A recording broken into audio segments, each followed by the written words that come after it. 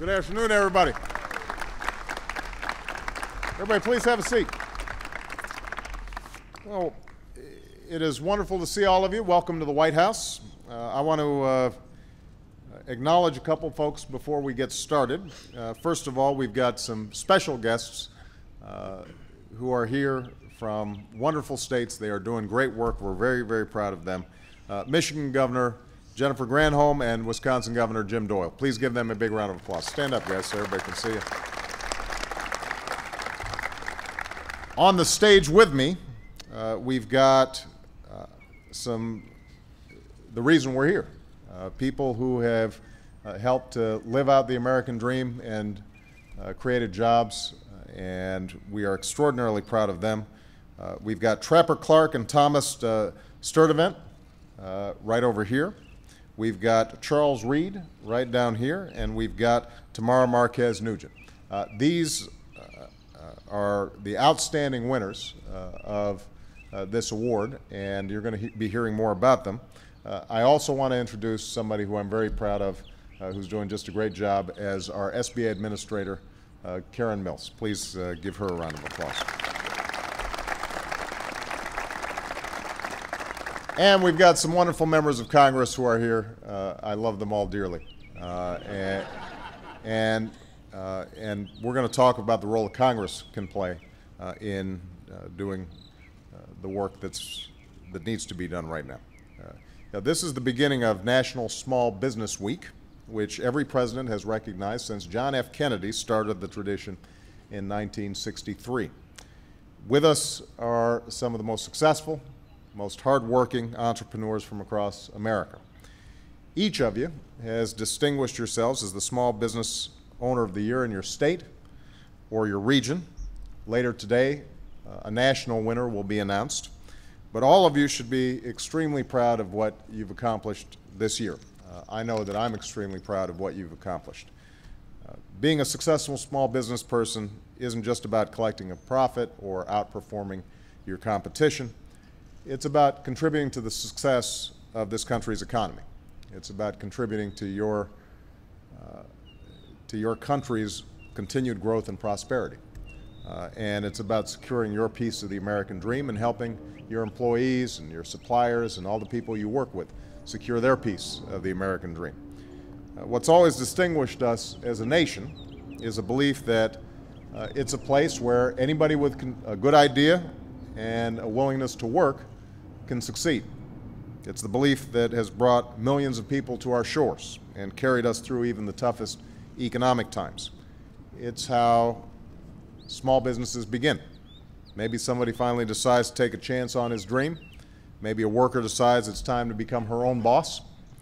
Either way, these entrepreneurial pioneers embody the spirit of possibility, the tireless work ethic, and the simple hope for something better that lies at the heart of the American ideal. Some of you have opened mom and pop stores that have led to America's biggest, most successful companies. Some have launched technology companies, software and IT services that have redefined the marketplace. You collectively create 2 out of every 3 jobs here in the United States of America. 2 out of every 3 jobs. And that's why small businesses aren't just the backbone of this economy. You're also the driving force behind this recovery. Now, the problem is that small business owners have also been the hardest hit by this recession. From the middle of 2007 through the end of 2008, small businesses lost 2.4 million jobs. And because banks shrunk from lending in the midst of the financial crisis, it's been difficult for small business owners to take out the loans they need to open up shop or to expand. For those who do own a small business, it's hard to finance inventories, make payrolls, or to do that additional work that could make your business grow.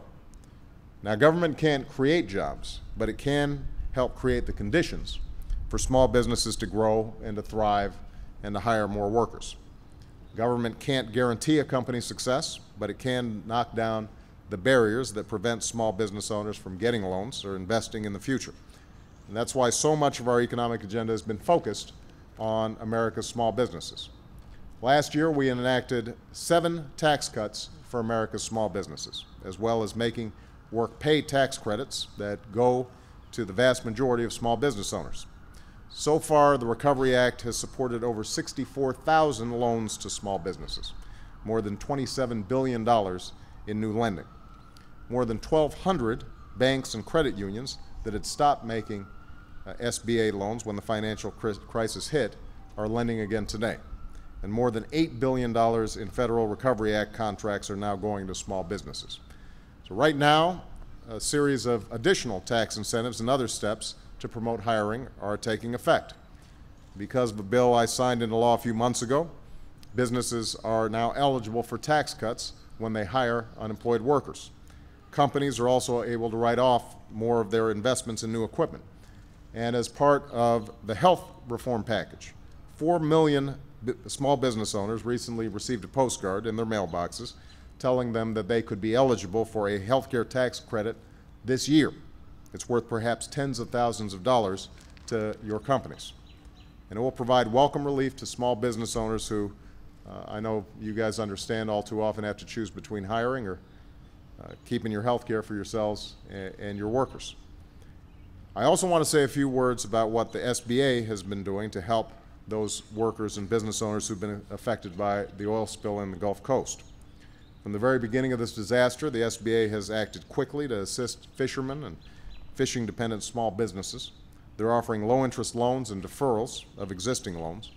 And while small businesses are encouraged to file claims with BP, these loans and deferrals can provide much-needed temporary assistance. So all of these steps have made a real difference in the lives of people who own and work at small businesses all across America, and that includes all of you who are here with us today. I just met with Trapper and Tom, who are the state of Maine's Small Business Owners of the Year. Karen assures me that the reason they're on stage is not because they're from Maine, her home state. They started a company that manufactures aluminum trailers about 4 years ago with 20 employees. They've grown rapidly over the last few years, and that growth has been supported by a Recovery Act loan from the Small Business Administration.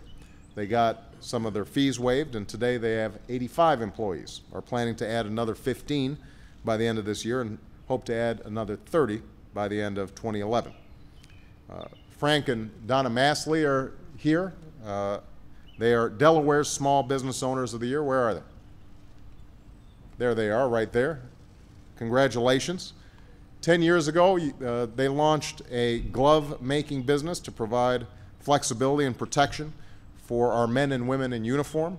When they won a contract to supply gloves for soldiers in Iraq and Afghanistan in 2009, they received a Recovery Act loan through the SBA and saved thousands on fees. It was that loan that allowed Frank and Donna to rehire some employees who'd been laid off during this recession, and today their business is growing and thriving once more. So many people who are here today have stories just like this. Their success isn't the result of a heavy-handed government. It's the result of a government that lent a helping hand, that complements the sheer grit and determination of America's small business owners. And I believe we need to do even more to give these men and women a boost. So that's why I'm calling on Congress to pass a small business jobs package as soon as possible. This legislation should ensure that credit-worthy small business owners can get the capital they need to expand and create jobs. It should include needed tax relief, like our proposal to completely eliminate capital gains taxes for those making key long-term investments in small businesses. It should include expansions of vital Small Business Administration loan programs that are needed now more than ever. And it should include two important lending initiatives that I recently sent to Congress. The first initiative is the $30 billion Small Business Lending Fund I called for in my State of the Union address. This fund would target only small community and neighborhood banks, and it would help these institutions increase lending to small businesses.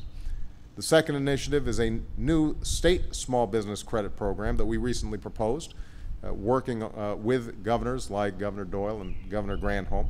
It's an initiative that will help expand private lending for small businesses and manufacturers at a time when budget shortfalls are leading states to cut back on vitally important lending programs. Now, I'm very pleased that elements of this small business jobs package have already passed the House Financial Services Committee last week, and I know that the Senate is working on the issue as well. I urge both chambers to act on these proposals as soon as possible. This shouldn't be a partisan issue. This is not a Republican issue or a Democratic issue. This should not be an issue about big government versus small government.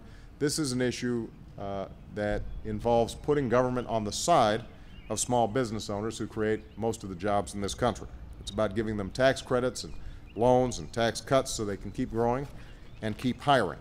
It's about unleashing the great power of our economy and the ingenuity of our people. And when you have a chance to talk to Charles and you find out what he's been doing in Michigan, creating a business that is expanding, working with restaurants and other institutions on their designs.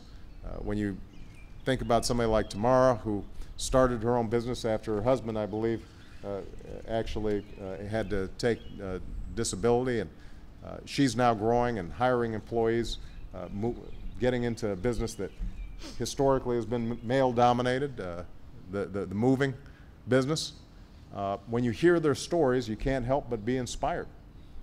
And you realize that there are thousands of people all across America who, despite the odds, despite the naysayers, are going out there and making their dreams happen.